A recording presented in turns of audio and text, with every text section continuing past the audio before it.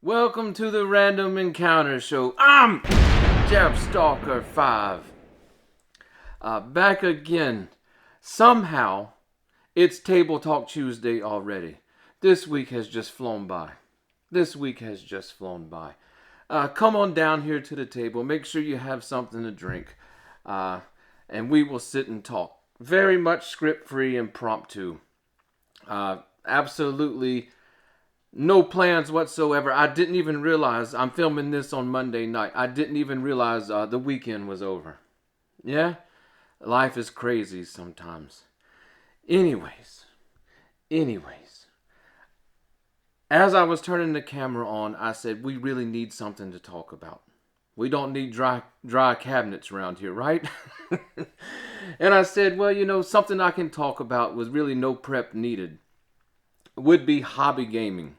Yeah, we sort of got that in last weekend, talking a little bit about hobby gaming. But I said, let's actually sit down and have a full-blown discussion on what I mean when I talk about hobby gaming and why hobby gaming and its mindset is so important, at least in my opinion, for those of you who enjoy solo gaming, especially solo RPG gaming.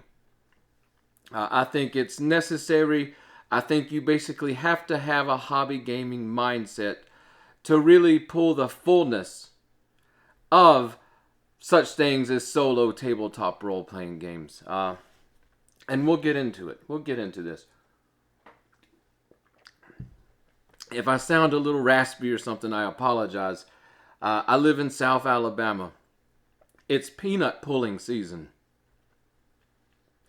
I don't know if any of you guys ever lived where they pulled peanuts out the ground. We've been in an absolute drought for the last several months. We're at the very front of October here. It's been since July since our area had any amount of proper rain. So it's just amazingly dusty. They pull the peanuts, the combines, they literally pull the peanuts out of the ground and turn them over so that they can dry out above ground. Peanuts, the edible parts of the peanut plant, peanuts themselves, they grow underground. So it just creates these amazing amounts of dust. And this is, if you have allergies, or even if I don't have allergies actually, amazingly enough, but the air quality is terrible this time of year. You can go around your home and just run your hand over any surface at any point in time, and you will see the dust streaks. It's terrible. But hey, the world's got to have its peanut butter, right? Oh yeah, I love some peanuts myself.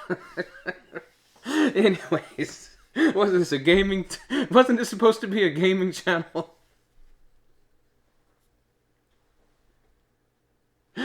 What do you guys want? What do you want from me? Anyways, peanut pulling season and such things. Probably next week or so, the cotton harvesting season begins, and then the gins kick off, and it's just a fun time of year. Hey, I love this time of year. I love fall. I love autumn. Halloween's probably my favorite holiday of the year. So really not complaining. We're finally cooling off a little bit around here. Anyways, hobby gaming. Can we get to the actual table talk? Hobby gaming. Where do I even begin with this? I guess the first thing to do let's put a distinction in between what is hobby gaming compared to something like pastime gaming or casual gaming. That's harder and harder to do nowadays. Even outside of gaming, if you look up the definitions of, say, a pastime and a hobby, the definition standard are pretty much the same definition. So I think we have to add some context here, or some more depth of meaning, if you will. Where I draw the line, a pastime and a hobby, if you look them up, both are activities that are done for sport, leisure, or relaxation kind of deals. It's something that you do for enjoyment. And I think that fits pastime very well. That it's just something that you do for enjoyment. You just relaxing. Maybe it's a sport. You really like sports, so you play sports. You watch movies, TV shows, play some video games. I consider all this stuff pastimes. And sure, there's hobbies related to these pastimes, as well as careers and different things. So don't get me wrong. We're just trying to differentiate between a pastime and a hobby. But yeah, they're things that you do and you have fun doing them, and for whatever reason you like doing them, and they're great. I have many, many pastimes I really enjoy. Uh, and gaming, certain parts of gaming definitely fit within what I would consider pastime gaming. I call it pastime gaming, but really I think it's referred more to as casual gaming. But what's different about a hobby? Because a hobby is something you definitely do because you enjoy it. Maybe it relaxes you for whatever reason.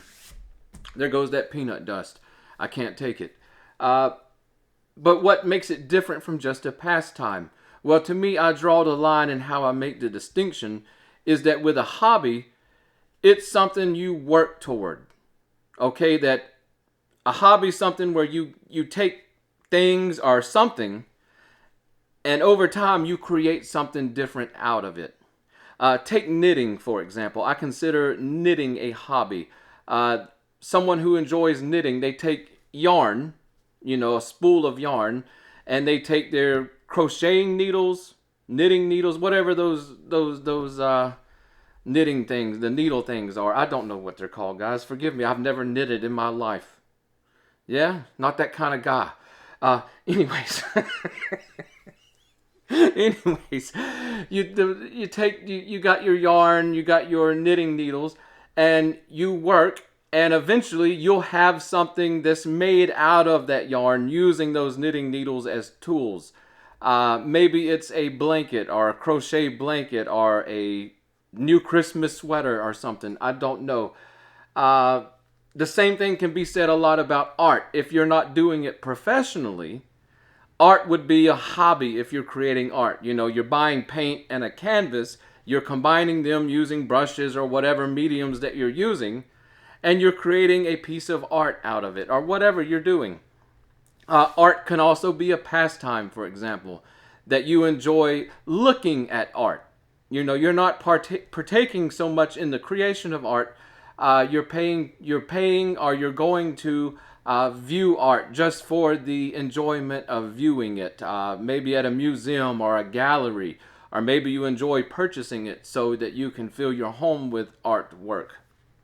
But again, hobby is something that is more like a job. You necessarily don't get paid. You could get paid for it, and a hobby could definitely become a full-time job. That's happened with me, sort of unintentionally with my with commission painting and stuff.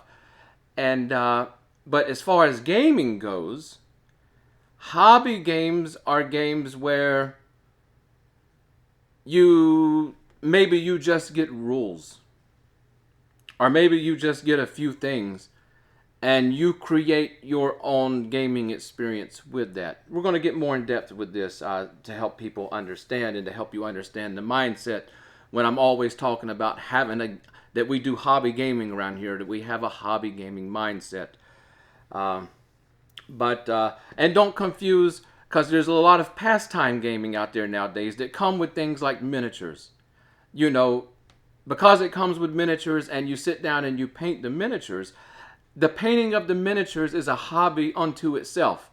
Though it is related to your game, it has nothing to do with necessarily making it a hobby game. That the hobby is actually painting the miniatures. But we'll get into this stuff. I tend to look at gaming, getting into this, I tend to look at gaming sort of like a pyramid, to be honest, of what games fit in the pyramid based on how they're played and what they are, and how many people would partake of them.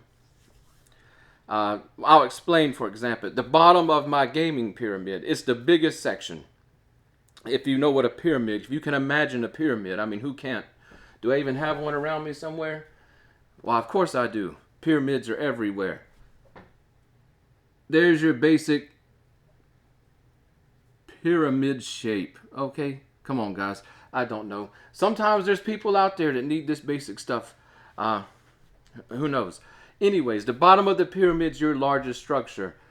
And in our gaming world, the tabletop gaming world, the bottom of the structure would definitely be the most casual of games. We're talking checkers, chess, games played with your standard playing card deck, such as poker, bridge, rummy, solitaire. We're talking your backgammon. We're talking these such games. Most of these are very abstract games, by the way. But these games enjoy the largest fan base amongst human civilization, and I think have always enjoyed the largest fan base in human civilization throughout history as far as what's being played on the tabletop. You could go to anywhere, any community in the world, and ask how many of you play checkers or chess or backgammon or such games, dominoes, whatever. I think you're going to have in every community at least, if not most, several people that raise their hands and say, yeah, I play those games, I enjoy those games. How different is it when you asked, how many of you play a role-playing game? You're liable to find zero, depending on the size of the community and who the community is comprised of. But there's many, many, many, many more, by multitudes, of people that play more casual style classic tabletop games. And, there's definitely hobbies related around to that. I guess you could take those base components and create new games out of them. What's stopping you from creating a new card game, for example, using the standard 52 card deck of cards that's used for so many games? So that could be a hobby in itself, but this is very much pastime gaming. You're going to sit down, you've got an agreed rule set that you're going to use, and one thing that's featured amongst all of these games that I've noticed, most of them are very simple to learn to play, but mastering them takes a lifetime. Yeah? I enjoy quite a few of these games. I'm a big fan of chess, even though I don't have anyone to really play chess with so much anymore. Same with backgammon. Dominoes is big in my community where I live, along with card games. I don't get so much into the card games because that normally revolves around gambling and such things, and I'm too broke to gamble. But dominoes is a big thing around here, so I play a lot of dominoes. Yeah, these kind of games is just where a lot of people find their pastime and enjoyment. Let's go to the next level of our pyramid above that style of gaming, your casual table games, basically. These would still be pastime games, but this would be mostly your board games. Some card games and such as well. But this is mostly your board games, and we can definitely say games like classic board games, Monopoly, Trouble, Life, Ludo, all this kind of stuff. This is definitely pastime gaming, but I know a lot of people call this a hobby, but there's many of the more modern, I guess you would call them more sophisticated games, especially like your Euro games and different things.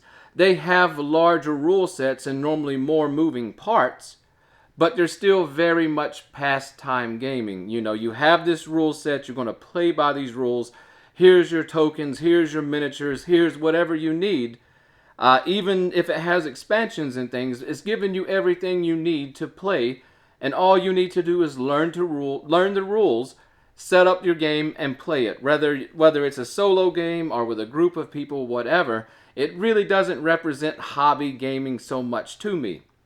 I know there'll be a lot of people that disagree with that, but remember, when we said hobby gaming, we talked about the fact that you create something, with the game.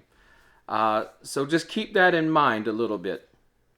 But yeah, most all of your board game scene fits into that category. But our next step up the pyramid starts to entail hobby gaming. This is board games that are sold as board games, but are really introductions to hobby games. There's a lot of this around nowadays. There's a lot of it, and I think the kings of hobby gaming and their approach to hobby gaming has to be Games Workshop. If we go back to the early 90s, they teamed up with a manufacturer, Milton Bradley. Yes, Milton Bradley, not Parker Brothers, Milton Bradley. Sometimes I got to check myself over there on the case. But yes, they teamed up with Milton Bradley, who normally makes nothing but pastime. Who's pastile? I don't know. Didn't he discover something, biology or something? I don't know. Maybe that was I don't know. Back on topic. Anyways, Milton Bradley creates a lot of the casual pastime board games, but Games Workshop teamed up with them in the 90s, and they produced 3 games. Hero Quest, Space Crusade. American gamers may not be so familiar with Space Crusade, but you guys in the UK, there's a good number of you, and elsewhere, will know about Space Crusade, along with Battle Masters. And what this was board games that were sold as board games, but they were really introductions to the hobby gaming aspects. You know, Hero Quest, it came with everything you needed to play the base scenarios and such within the game. There was also expansions available. But what did Hero Quest promote you to do? That once you had played those adventures and such, you should create your own. You know, that whoever's playing the game master, essentially, or whatever, they should invent their own adventures and keep enjoying the game, that it should never end. That's very much a hobby gaming type thing. Same with Space Crusade, same with Battle Masters, which was really, Space Crusade was the 40K universe. Space Crusade, I have to say, give me 1 second. I want to talk about Space Crusade for a second.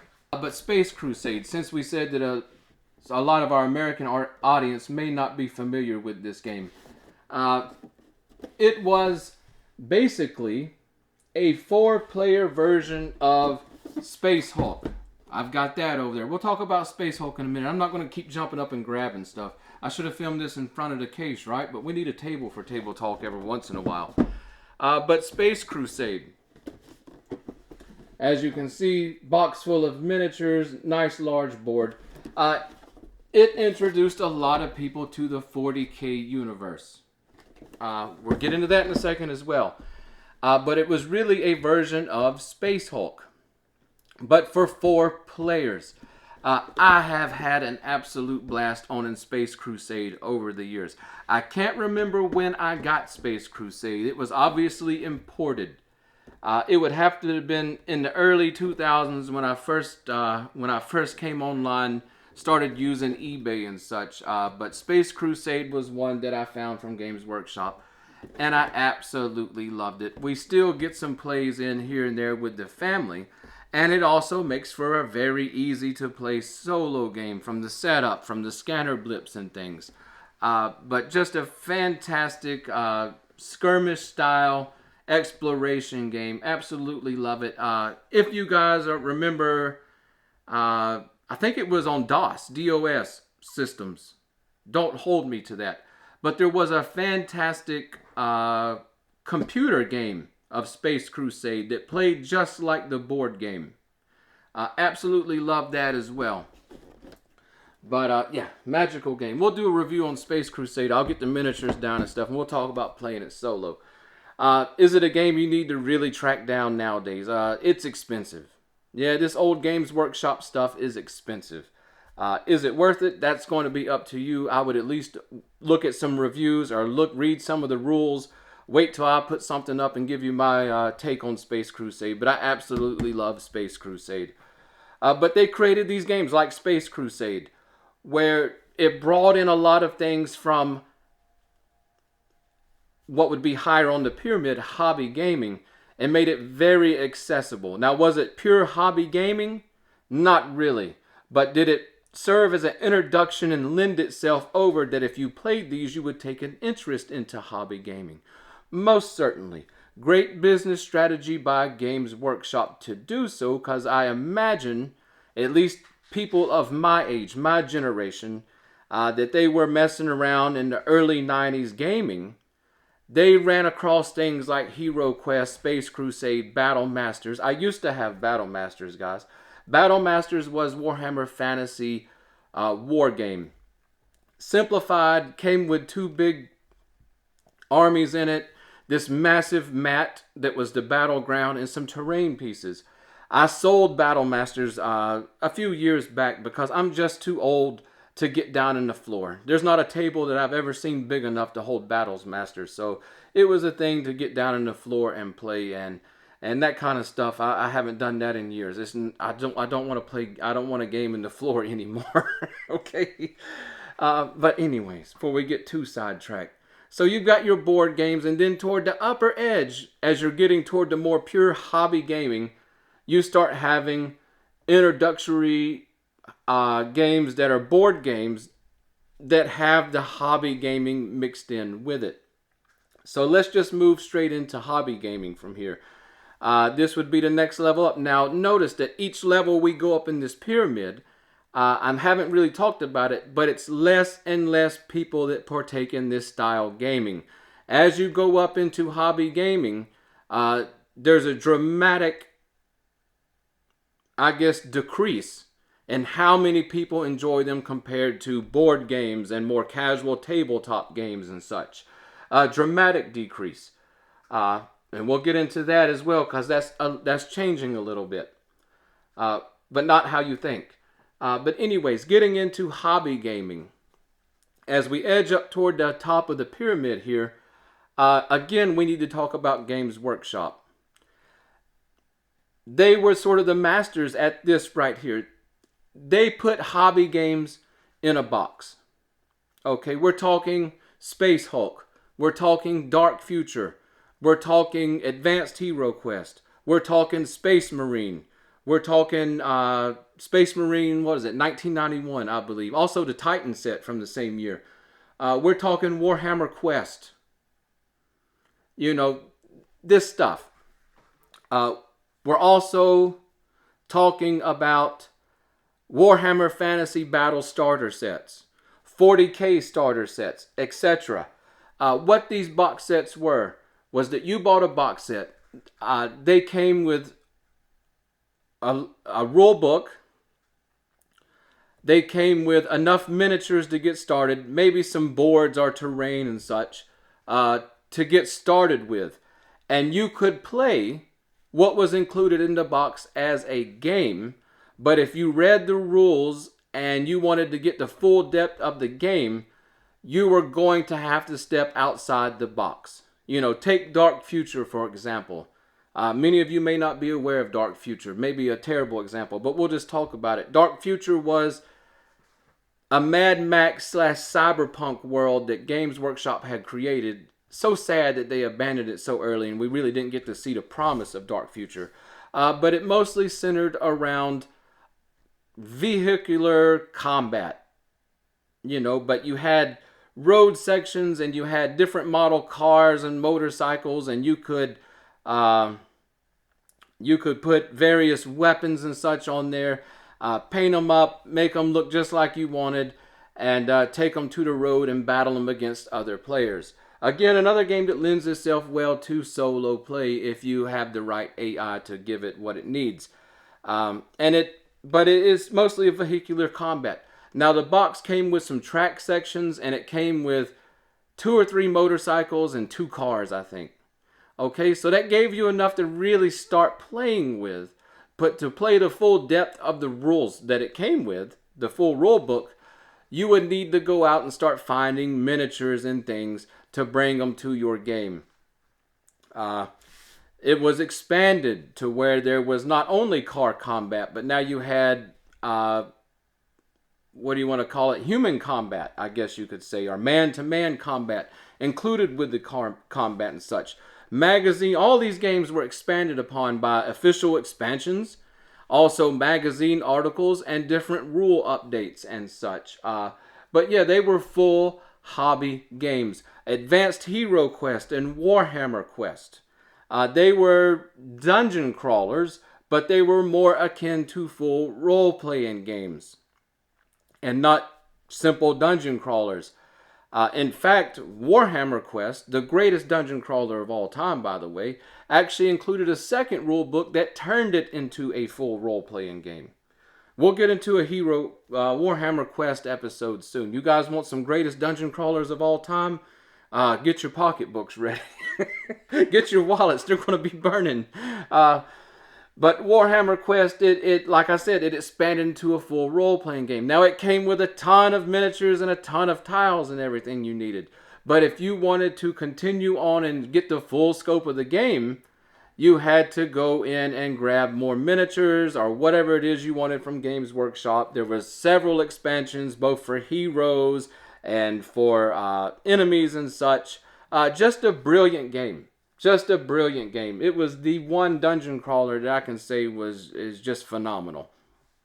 I actually like Advanced Hero Quest a heck of a lot too. There's your really good example. It didn't even come with enough stuff in the box to get you playing with the rules that was provided necessarily. You had to immediately go out and find what you needed. And these are great, again, introductions to hobby gaming and great ways to get your feet wet with hobby gaming. But the very top of the pyramid is pure hobby gaming. Games Workshop, of course, is present there. Yeah? When it comes to pure hobby gaming, most of these games are sold as a book only. Okay, now many of them have starter sets and such. But let's take for an example of a modern pure hobby game. Rangers of Shadow Deep. Yeah? It came with a book. Now I know they have a miniature line and all that made separately. But if you buy Rangers of Shadow Deep, you know, it's up to you to procure the proper miniatures as well as build your table, basically. You know, each scenario in Rangers of Shadow Deep has different table setups for terrain. You know, there's trees here, there's a ruined house here, or a monastery, or whatever. It's up to you to either build that stuff, buy that stuff, you put it together in whatever fashion that you want to use it, and you bring it to the table. War games. Most war games are books only. And there's thousands upon thousands upon thousands of war games. You have to go out and find the proper miniatures at the proper scale that you want to do your battles with. Maybe 6mm, maybe 28mm, 15mm, 20, whatever. You learn to play the game at whatever scale you're going to play it, and you start building your table, you start putting together your miniatures, and you start fomenting the rules. When it comes to hobby gaming, Games Workshop, of course, they had 40K, their full sci-fi war game. They had Warhammer Fantasy Battles. That's their fantasy war game. Nowadays, it's still 40K, but the fantasy battles have turned into Age of Sigmar. And again, they sold, of course, miniatures and everything for those ranges. But as a hobby gamer, there was nothing stopping you from using whatever miniatures you really wanted, unless you wanted to play at the Games Workshop conventions, tournaments, or stores, right? But yeah, but you know, nowadays there's so many war games on the market and so many hobby games on the market that they're just pretty much miniature agnostic. That here's the rules, here's how you play, here's what's going on. You need to gather up whatever it is you're going to do, build, buy, however you're going to do it, and build this game on your table. We're just giving you the rules and the ideas for doing so. And a lot of hobby gamers, including myself, we have something known as the spirit of the rules. Yeah? as a hobby gamer, it's very, very important to always remember that no rule set is ever perfect. So whatever game you're playing, with whatever you're doing with, you may pull rules from all types of sources. Different games, different genres, who knows? And you mash them together into a working form as your game on the table. Now, where do role-playing games sit in this? If you haven't guessed, they are hobby games. Yeah? Things are changing more and more here in the last decade or so. But really, role-playing games, there's no real set way to play them. War games, there's really no real set way to play them. But there really is mostly an agreed upon form, because that if you're going to oppose two armies, two people's going to play each other, they need to make sure they're at the right scale, that they agree on the rules and all this kind of stuff. Role-playing games are the same way in many forms, but there's no real standard way to play them. They can be played with nothing but pen and paper, and a theater of the mind, as we call it. And that's really, really a fantastic way to play if you have a vivid imagination and a good rule set that tends toward theater of the mind play. You can play with miniatures. Despite what anybody says, role-playing games came from the war gaming hobby. Yeah? Miniature play was always in mind with it for the most part, especially early on. We'll get into that stuff later, but role-playing games being a hobby game, remember that spirit of the rules thing, that no role-playing game rule set is perfect. You need to perfect it. That's hobby gaming mindset, that nothing's perfect. I'm going to take what I find useful, I'm going to take tools that I want to work with, and I'm going to build my perfect game. I do the same with wargaming. I do the same with most all of my gaming, because that's the hobby gaming mindset. And it's a fantastic way to be. It's why I don't, you guys have seen my shelves. I don't have 50 or 60 different role-playing games. I don't have the 200-300 different type of board games. I'm a hobby gamer. I found the stuff that really works for me, and I stick with it. I don't want to keep buying stuff hoping to find the perfect game. Yeah, I found what works, and if I'm going to put money toward it, I'm going to put money toward perfecting that game. Why have 50 different rule systems when I can have the rule system I really love and have the supplements and everything I want for it to make the perfect game on my table for myself? More about that kind of stuff as we go forward. But yeah, hobby gaming. It's not just painting miniatures. It's not just building terrain. Those are hobbies in on themselves. For gaming, the hobby game aspect comes in, that no rule set, no game, nothing you ever buy is ever going to be presumably perfect. That you're going to want to play it just how it is right out of the book or right out of the box. That you're going to take a look at what's there, take the ideas and the tools and the things you find very useful, and work with them. Yeah? There's no game that covers everything. Especially with war games and such. There's always going to be times when something happens that's not covered by the rules, or the rules aren't clear on, or whatever it may be. You got to make judgment calls. You got to look at the rules in totals. You may pull from other rules. I don't know. But hobby gaming is where you want to be, because that's going to be how you really unlock your solo gaming. That's why I'm knocking out this video. It may not be the most exciting video for everyone, and it may be well below most people's expectations of what we need to talk about here. But I think it's important, because you have to remember, though our crowd is mostly comprised of veteran gamers, guys that's been around for as long as myself, and even much longer. They don't need to hear this stuff. We come from the generation of where you pretty much were forced to be hobby gamers. But keep in mind, we also have new gamers that come in from time to time. And you have to be aware that even games like role-playing games and such they're still technically hobby games, but they're trying to leave the hobby gaming aspect behind. This started around 3rd edition, to be honest. I noticed it. And why? And why? Games Workshop made this very successful model of putting hobby game elements into board games and casual games to introduce more people to hobby gaming in general. Yeah, and it worked. At least with me and several other people I know, we became hobby game fanatics. It worked.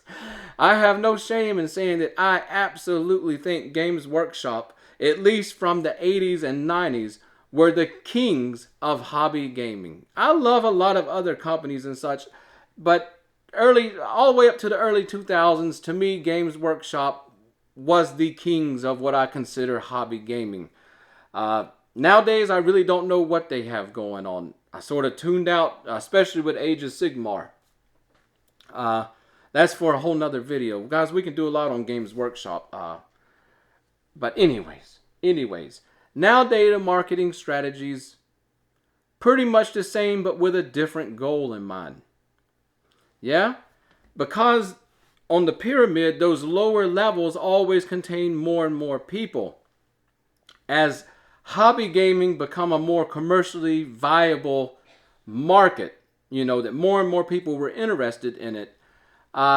People like Hasbro, Wizards of the Coast, and Games Workshop and different things said, well, how do we get our games out there into more people's hands? And the answer was Games Workshop sort of broke away from putting out big board games with hobby gaming elements in them. They started producing smaller hobby games with more simplified rules. Yeah, you got a bunch of skirmish games and different things out there. What are they called? Kill Team and Warband or something? I can't remember, guys. I don't know. But you had Hasbro and such. What did they start doing? Well, I hate to say that they started dumbing down the rule sets, because that's not necessarily true. It's true in some aspects, but it's not necessarily true. I've heard that said a few times, but I don't really agree with it. Definitely not with 3rd edition.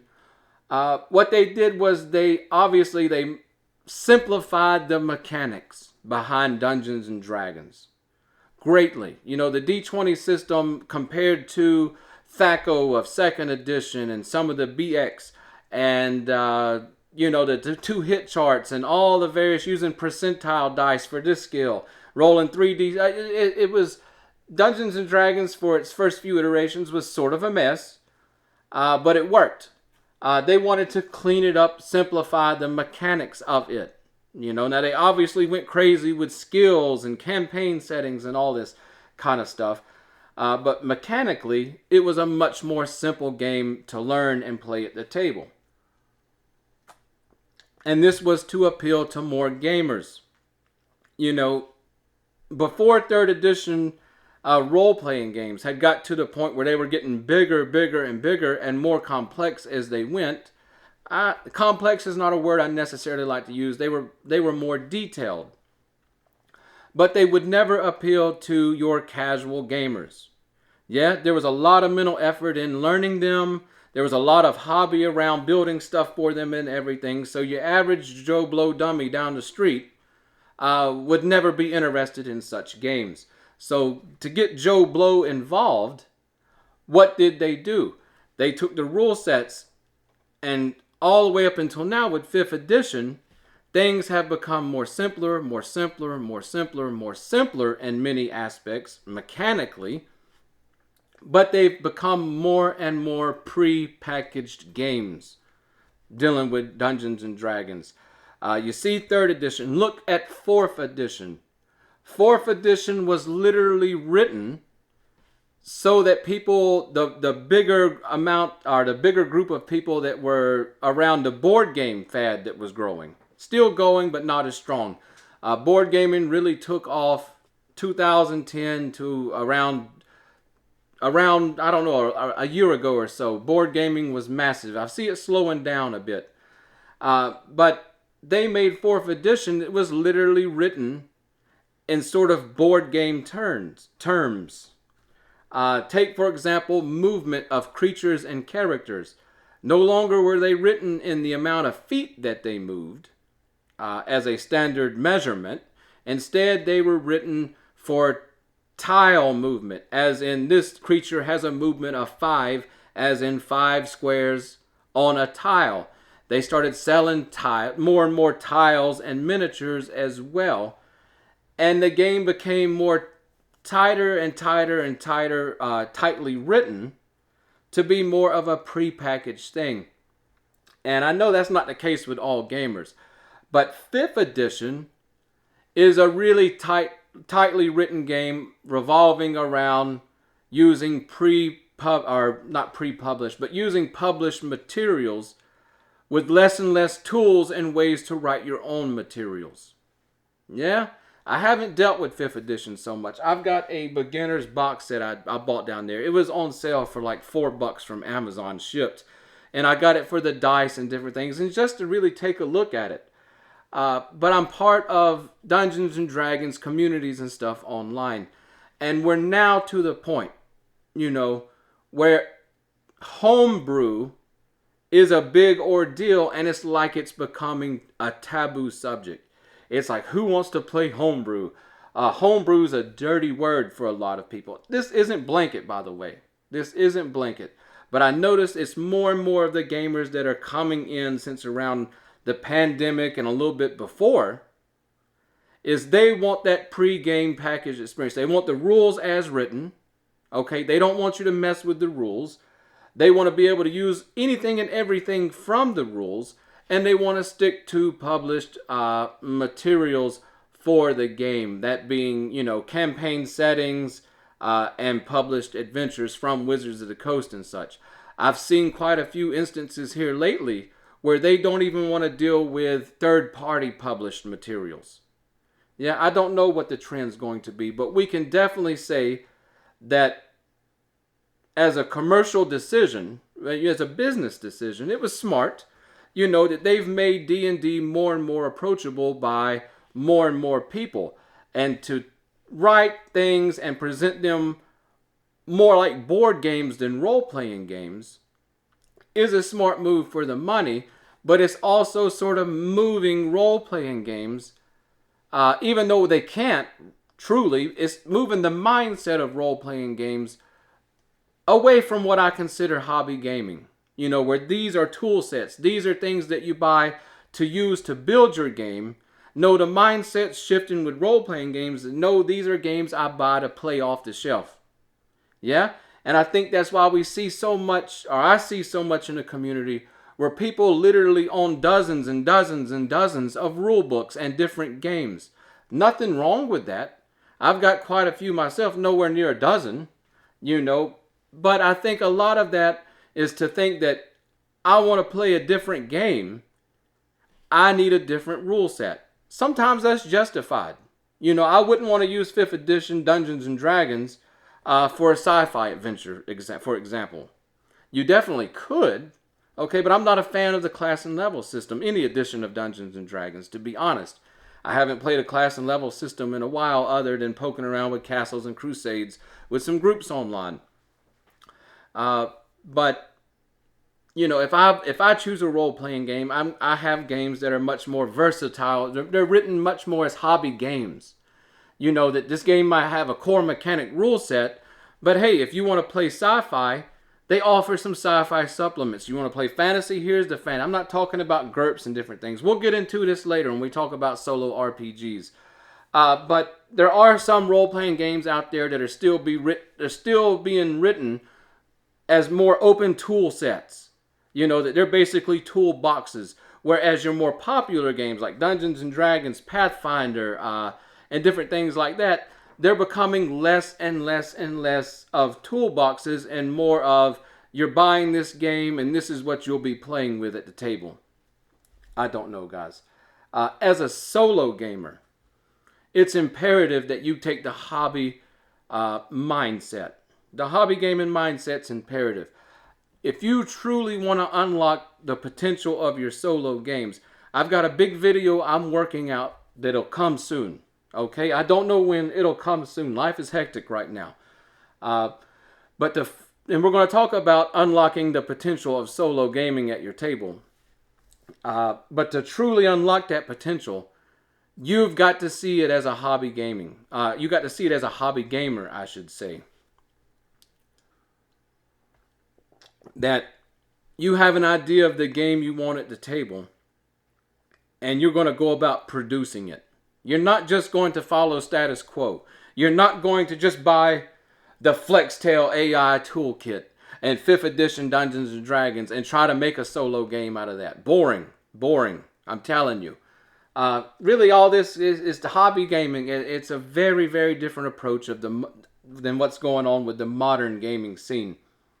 You know, and this really comes I was talking to my friend yesterday. You know, this is what gave me the idea for this show. He was talking about how he hates using pre-published adventures, or not, why do I keep saying pre-published? Published adventures for role-playing games as solo games. And I said, I'm going to get to that, and we're going to do an episode on how I go about that. But this is sort of how I do it. And he said, holy smokes, that's not like anything I've ever seen before. That's not how people are doing it. I said, right. But again, it goes back to having a hobby gaming mindset. Guys, I am working very hard, and it's not going to end anytime soon. Unfortunately, the work I'm doing on background projects is not something that the harder you work, the faster they get done. Yeah? But I'm working very hard to the point where I don't know what day it is most of the day. It's basically take a break to work on another project, to come back and work on this project, and to eat and to sleep. Every once in a while, I do something for the wife so she doesn't leave here and I find out 3 or 4 days later because I'm hungry, right? Right. But it's just busy, and put up with me for a little bit, guys. I know that the episodes may not be terribly exciting. I'm giving out good information. I don't care what anybody says. But stick with me as we work through this, because I promise you the end result, we're going to make a splash. We're going to definitely make a big splash, and it's going to be a big splash on your tabletop where you're at, because I want to give you the tools, the tricks, how to go about things to unlock your gaming table like never before. If I can. You know, there's quite a few of you out there that amaze me that you got it going on at a much more advanced level than I have. I want to thank all of our new subscribers coming in. Yeah, I still can't believe it. You know, when I started this channel, and I told some people that I'm going to get in front of the camera and I'm going to talk gaming, and we're not going to appeal to the mass market stuff. We're not going to sit here 5th edition Dungeons and Dragons every video. We're not going to sit here and just spew out and regurgitate the same old stuff. That we're not going to beg for subscribers and likes and shares. That we're not going to go all over social media blanketing and spamming and all that. They told me I wouldn't get 100 subscribers. You guys proved them wrong. You guys proved them wrong. And it's just amazing to me. I would love to hear your thoughts in the comments below on hobby gaming and where it's going. Yeah? Anyways. How long are we in here for? Okay. Time to go. I've got to get back to work. I've got to keep working, but it's going to pay off. Anyways, this has been Table Talk Tuesdays, and I'll see you guys shortly here on the Random Encounter Show. Hey, this is DeathStalker V. I wanted to thank you for watching the Random Encounter Show. If you love tabletop gaming, solo RPGing, or classic video games, make sure you're subscribed to our channel. If you want more of the show, head over to our channel's About page. There you will find our Facebook and Facebook group pages where you can join in on the fun. Want to help support the show? Make sure to use our affiliate and sponsor links next time you're shopping for your favorite gaming products. Anyways, I'll see you guys next time when we roll for Random Encounter.